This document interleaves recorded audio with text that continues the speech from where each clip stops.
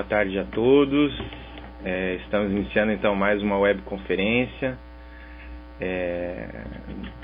com a minha participação. Meu nome é Igor Tavares da Silva Chaves, sou médico de família e comunidade, formado pela Universidade Federal de Santa Catarina e com pós-graduação, modalidade de residência médica, né? Fiz residência em Medicina de Família e Comunidade pela mesma universidade, pela Universidade Federal de Santa Catarina. Atuo como médico da Rede Municipal de Florianópolis e também como teleconsultor do Telesaúde Santa Catarina. Nossa web de hoje trata do tema atendimento de rotina em saúde da criança. E nossa proposta hoje é trazer alguma noção desse atendimento de rotina para as equipes de saúde, para aquelas que não fazem de rotina poderem usar como base, e para aquelas que já usam, trazer um ou outro conceito, um ou outro aspecto que seja importante estar lembrando durante esse tipo de abordagem. Vou dialogar bastante com médicos, bastante com enfermeiros, um pouco com técnicos e um pouco com agentes comunitários de saúde. Então não estranhem se tiver um ou outro termo que não dialogue tanto com a equipe. Mas vou estar aberto para perguntas, questionamentos e vou tentar ser o mais genérico possível, né? O meu objetivo é que isso contribua com vocês, com o processo de trabalho, com o dia a dia. Não aprofundei em alguns temas, né? E estou dialogando sim com equipes de saúde da família que podem ter o pediatra como matriciador, devem ter, que tem um diálogo com o pediatra, mas é uma web direcionada para equipes de saúde da família. Vou começar então. Então, como sempre, acho que é onde começa, né, o atendimento de saúde da criança. Aí é interessante a gente notar que o atendimento ele não deve começar com o nascimento, ele começa muito antes. Preservar a saúde da criança significa fazer um bom pré-natal, né? E eu costumo muito defender a puericultura ou a consulta de rotina em saúde da criança nas equipes de saúde da família, principalmente pela longitudinalidade, né? Porque a gente vê a gestante, a gente acompanha a gestante, a gente conhece a família, conhece a mulher, sabe o contexto onde está inserido, então facilita o vínculo com a criança, facilita o vínculo depois com o processo de amadurecimento, com o processo de envelhecimento. Então, esse processo ele começa ali no pré-natal, que nós devemos ser partícipes e nós devemos estar em contato com essa família, acolhendo, orientando sobre todos os aspectos, já preparando para os primeiros cuidados da criança, já reforçando a importância do aleitamento materno, a importância do acompanhamento pré-natal adequado, completo, né, como foi nossa webconferência anterior. Tá?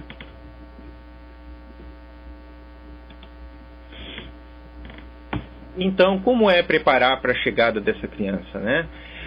Preparar a chegada da criança significa avaliar as expectativas dessa família, dialogar com essas expectativas, discutir o que é positivo, o que é negativo, conseguir avaliar a afetividade que esses pais vão ter com a criança, né, o lar que está sendo inserido, o contexto cultural que está sendo inserido, quais valores essa família defende. Tudo isso é importante para a gente poder orientar a melhor forma de cuidado para essas crianças. Observar aspectos sociais do novo lar. Muito importante a gente saber onde mora, se tem esgoto, se tem saneamento básico, como é a higiene dos pais, da família, né? Como é o ambiente de acolhida da criança, se a casa é arejada, se tipo de piso, o tipo de água, se é água encanada, se é água de nascente, como é a fonte, se é água de poço, né? Para a gente poder orientar os melhores cuidados de higiene para o nascimento dessa criança. O histórico de saúde mental da família também é importante, né? E o comportamento dessa família. Se os pais têm algum problema de saúde mental, se fazem acompanhamento de saúde mental, se tem histórico de depressão na família, histórico de depressão pós-parto, histórico de violência na família, se esse casal se a mulher principalmente faz uso de alguma medicação controlada em saúde mental, e poder abordar a melhor forma de chegada dessa criança dentro de um aspecto saudável do ponto de vista de saúde mental, acolhedor para essa criança, né, sem riscos, até para a gente poder medir o quanto de consultas eu vou estar fazendo para essa criança quando ela vir, se eu vou dar mais autonomia para o casal, se eu vou ter um atendimento mais intenso para essa família, né? Os primeiros cuidados ainda, é interessante a gente lembrar que a nossa ferramenta maior, o nosso maior aliado é a longitudinalidade, né? Longitudinalidade significa conhecer essa família ao longo do tempo, significa que eu já conheço, já estou acompanhando, que eu vou ter várias visitas, que eu vou estar vendo novamente, que eu consigo em cada momento compreender um pouquinho mais dessa família. Obviamente, como muitos profissionais são transitórios nas equipes, isso acaba dificultando. Daí quem é mais fixo no território, como os agentes comunitários, às vezes o próprio enfermeiro tem um tempo maior, cabe aí o papel de orientar, dizer, olha, essa família tem tal aspecto, tem tal cultura, tem tal hábito, né? Isso é muito importante desse acompanhamento. Identificar precocemente baby blues e depressão pós-parto. Baby blues é uma situação muito comum em que a mãe, entre o 5º, 8º dia de pós-parto, né, um pouco antes, um pouco depois, pode ter uma queda no humor e pode se sentir sobrecarregada, triste, angustiada, emotiva. Então a gente fica atento para acolher isso, né, e poder orientar, trazer segurança para essa mãe. E a depressão pós-parto costuma ser um pouco mais tardia, em torno de um mês, pouco antes, pouco depois do nascimento, e aí sim a mulher fica realmente mais no leito, angustiada, desesperançosa, e nós devemos ficar atentos porque são fatores que vão influenciar no aleitamento materno, nos cuidados com o bebê, né, na relação familiar, na relação afetiva com o bebê, no cuidado e na segurança dessa criança. E então, por conta disso, nós devemos ficar atentos a isso, questionar outras pessoas dessa família e poder prevenir, acolher e orientar esses pais. Visita domiciliar pela equipe. Esse é um aspecto importante. Com o nascimento do bebê é importante a equipe ir até a casa da criança. A equipe nem sempre precisa ser o médico, o mesmo enfermeiro, né? Pode ser o agente comunitário. Então, logo que nasceu, muito importante a presença do agente comunitário na casa dessa família, né? Acolhendo, sabendo sobre o parto, sabendo das angústias, das dúvidas, observando o ambiente doméstico, observando a preparação que essa família teve para o parto e para o nascimento.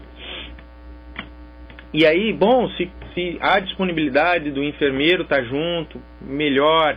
Se é possível o médico fazer uma visita, na primeira consulta, ser em casa, numa visita, ótimo, excelente, seria bacana.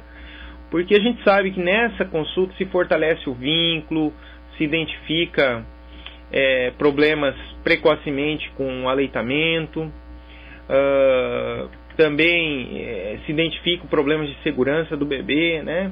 Então é bacana e algo desejável. O primeiro atendimento deve ser realizado nos primeiros 15 dias após o nascimento. É nesse período que ocorrem os principais problemas com o aleitamento materno, ocorre nesse período que ocorre o chamado baby blues, que eu tinha falado anteriormente.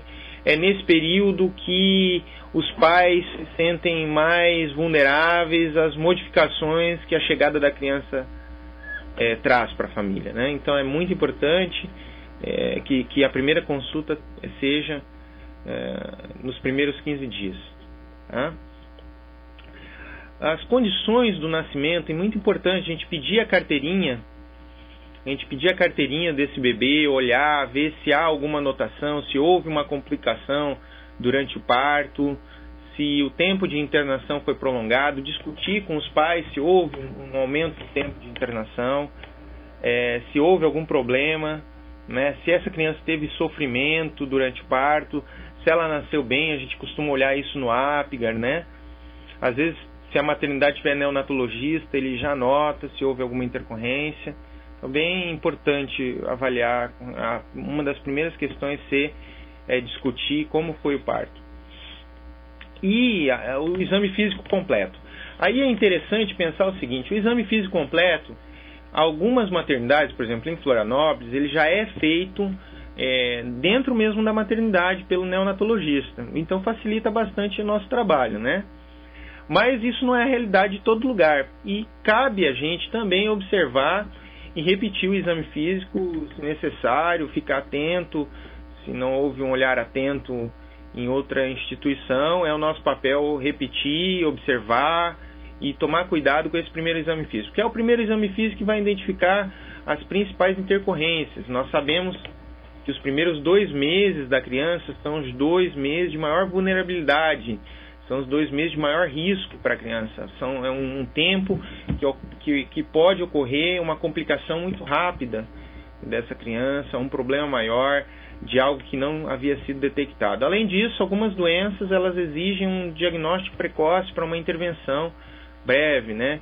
Uma intervenção já no início da vida dessa criança. É o caso da luxação congênita de quadril, né, e outros.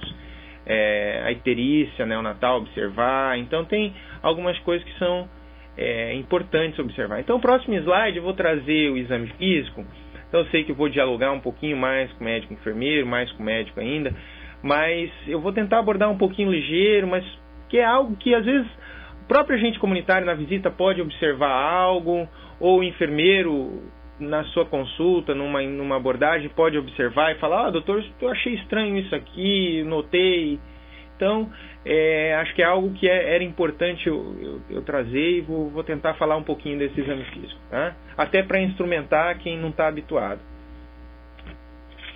Então, a primeira questão importante é o peso, comprimento, perímetro cefálico, quanto ganhou desde o nascimento até aquela. A gente sabe que há uma perda de peso no início, depois há uma recuperação desse peso. E o monitoramento desse crescimento, principalmente na primeira fase, é muito importante, porque é ali que a gente vai...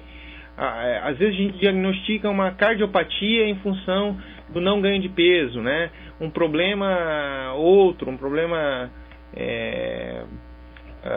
congênito, outros, a gente pode diagnosticar só pelo fato da criança não estar ganhando peso. Então é muito importante a pesagem, o comprimento, perímetro cefálico. A gente vai observar algumas neuropatias, algumas doenças neurológicas só pela circunferência craniana, vendo que não está desenvolvendo, né, alguns problemas congênitos nesse sentido também.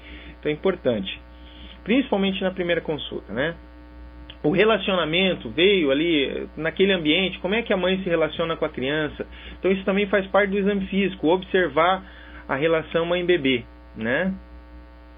O estado geral dessa criança, ela está caída, se ela está... se é uma criança que responde bem aos estímulos, né? Se é uma criança que pega bem a mama da mãe. Então isso é importante, né? Se é uma criança um pouco mais prostrada, mais caída. A cor da pele, né? Se é uma pele normal, se a criança aparenta estar azulada, cianótica, né? A gente diz, ou amarelada, que é ictérica, como a gente diz. Então observar isso, né? Onde é o problema, se tem alguma mancha, algum sinal, né? Se está pálida. Então são sinais importantes, né? A icterícia, a gente vai observar as áreas onde essa icterícia está prevalente, se é uma icterícia que vai se resolver, né? Ela normalmente se resolve em até 72 horas, ou se é uma icterícia que persiste, né? Isso é importante, né? O local, se é abaixo da cintura, se é só em face e mãos, isso é importante. O crânio, se há alguma deformidade, olhos, nariz, se há alguma obstrução, boquinha. O tórax, se tem alguma deformidade, tórax, se o movimento ventilatório é adequado.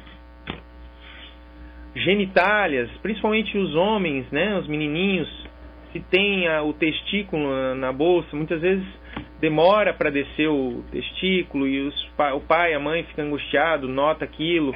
Então tem que ser orientado que é normal, que às vezes demora um pouquinho mais para a descida do testículo, né? A persistência de um testículo intraabdominal, quer dizer, né? Na região inguinal ou dentro, é uma indicação, na verdade é uma indicação cirúrgica. Então observar, se não descer logo, a gente deve observar. Enfim, a hidrocele, né, se tem líquido na bolsa escrotal, né, no saquinho do bebê, isso também costuma se resolver espontaneamente, mas é importante observar a persistência disso. O ânus, né, se é perfurado, se está tudo bem. Membros, e aí a manobra de Ortolani e Barlow, que é uma manobra em que a gente detecta se há luxação congênita de quadril, né, que é um movimento de palpar mesmo a articulação do quadril, fazer um movimento de abdução, observar se há um retorno, um clique ao movimentar o quadril, se nós notamos uma massa, uma deformidade no quadril. E aí tem a descrição desse exame pela internet, vocês podem ver a descrição do exame nos manuais. Essa apresentação eu estou me baseando no manual do Grupo Hospitalar Conceição, tá? Então o pessoal que se tiver alguém do Telesaúde aí online, puder procurar lá manual de saúde da criança, Hospital Conceição, né? Saúde da Criança Conceição, coloque lá, acha no Google, dá para disponibilizar o link para as equipes, mas também algo fácil de encontrar no Google, tá? E lá esse manual tem a descrição inclusive da manobra, tem figuras descrevendo a manobra, tem na internet, no YouTube deve ter também. Então é um exame importante, porque é um quadro que é corrigido, né,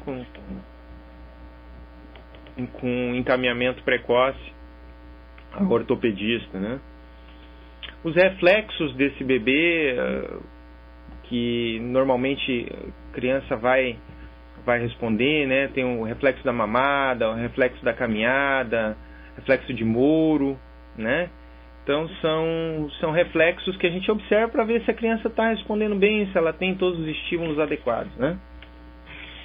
E aí, sinais de alerta, né? No caso dos sinais de alerta, os pais devem ser orientados,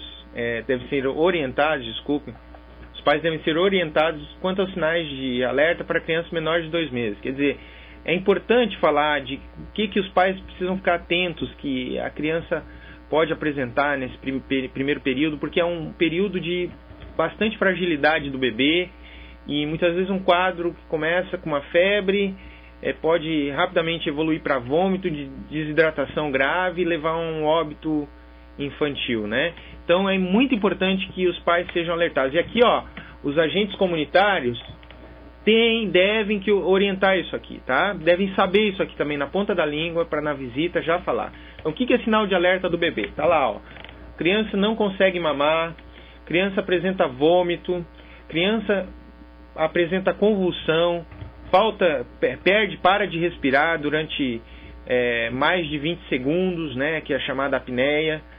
Criança ficou inconsciente, criança tem dificuldade respiratória, apresenta palidez, apresenta cianose, né, que é lábio, rostinho azulado.